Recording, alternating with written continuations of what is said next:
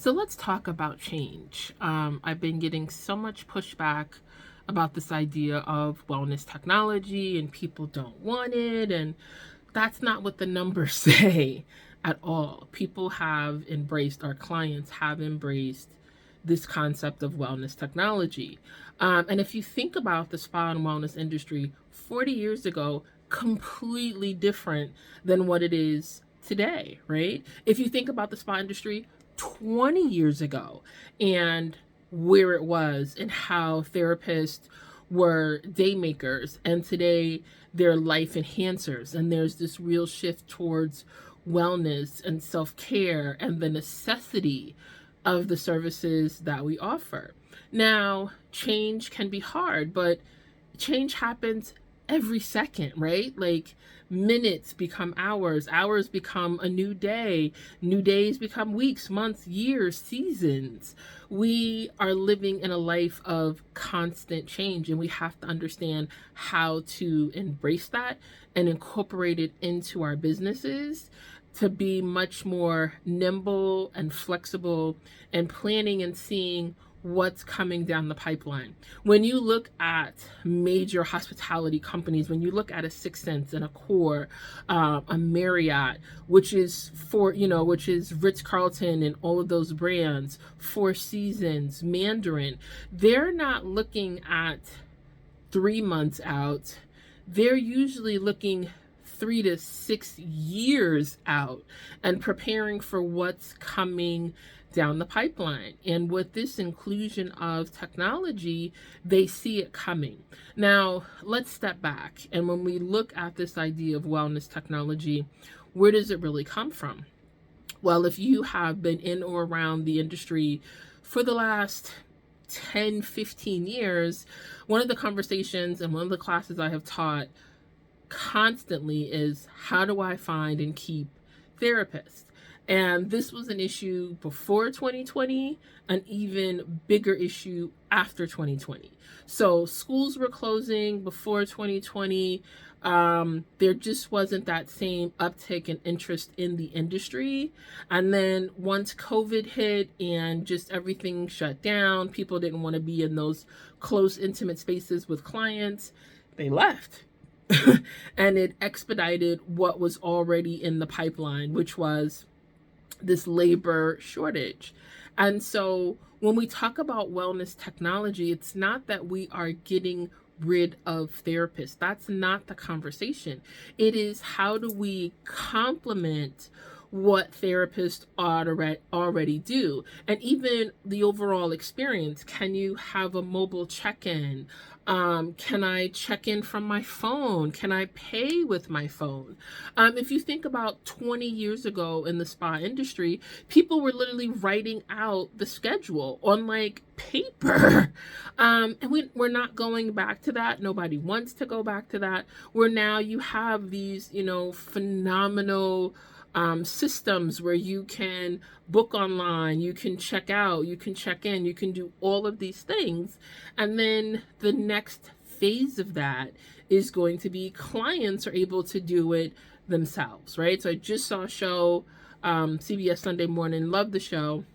And they were talking about the shopping cart. It's a smart shopping cart, high tech.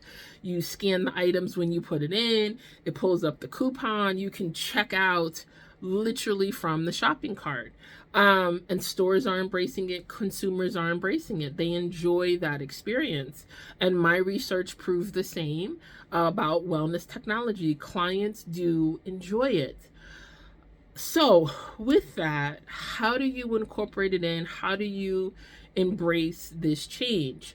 One, it's going to be a shift in your mindset, right? So understanding, if your clients are baby boomers, they're getting smaller and smaller in size, right? Interestingly enough, the wealth is controlled, at least in the US, by Gen X women, right? And we are not committed to any particular brand. We're like, what's good now? What's going to work? All of those good, fun things.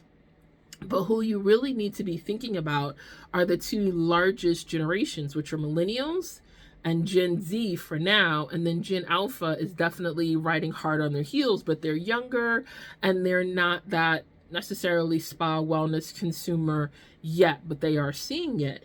So understanding that this consumer is used to technology, and as a business owner, it's not just about your wants and likes. That's not to say to go against your ethics or to do it for ulterior motives. You definitely want to have that passion. You want to be able to fill that gap or that need, but you're not your client. And I'm going to give you a perfect example. We had a spa, my business partner and I, we researched products, had this beautiful Balinese body treatment. I mean, it was spectacular. The scent, the touch, just everything, all of the things, all the research that we put into that body treatment, it was phenomenal. We loved it. And we sold one a year, and we sold 2 total.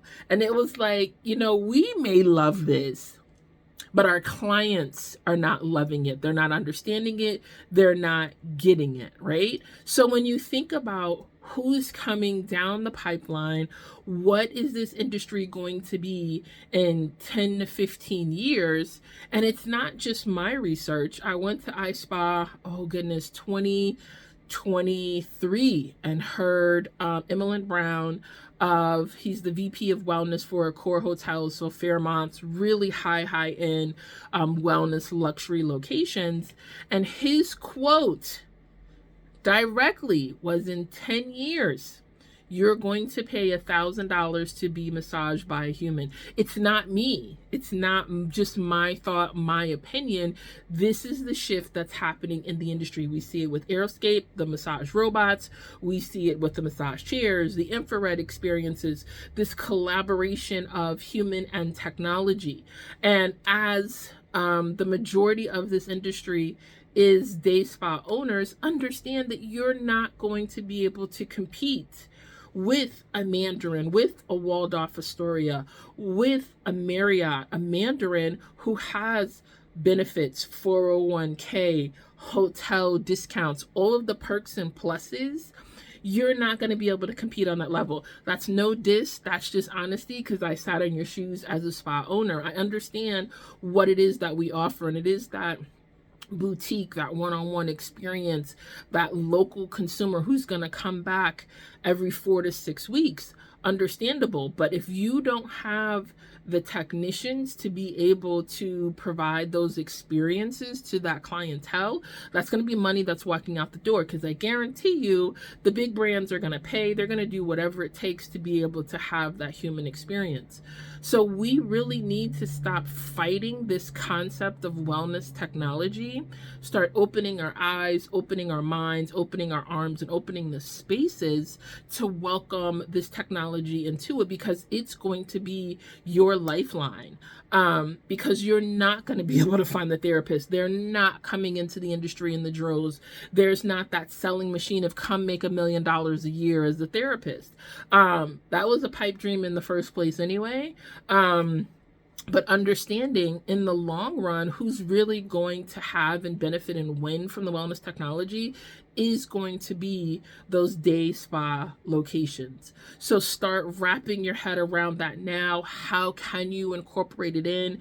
It's gonna be like VHS players. When they first came out, they were thousands of dollars, like the technology is now. Once it became a little bit more readily available and accessible, the price came down. So is there a room that is underutilized because you don't have a nail tech, or you can't find a massage therapist for the particular time, and looking at how can you incorporate that technology into your space for a nominal amount, for that investment amount, and then being able to have that over the longevity.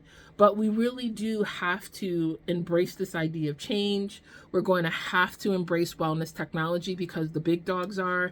And if you've ever been to one of my classes, one of the things I say is look at what the industry leaders are doing, and then how can you tweak that, modify that to fit and customize it into your space and an experience for your guests. Why? Because they have the research dollars, they have the time, they are looking forward at what's coming and how to be able to tap into that, incorporate that, and make revenue off of that. So I'm going to get off my soapbox now, but we really do have to learn how to embrace this idea of change, embracing this wellness technology, thinking about it, not fighting it because it's here and you can't put the genie back in the bottle. And then how is that going to enhance our client experience without getting rid of the human aspect and increase our revenue? With that, thank you so much. Until next time, be well.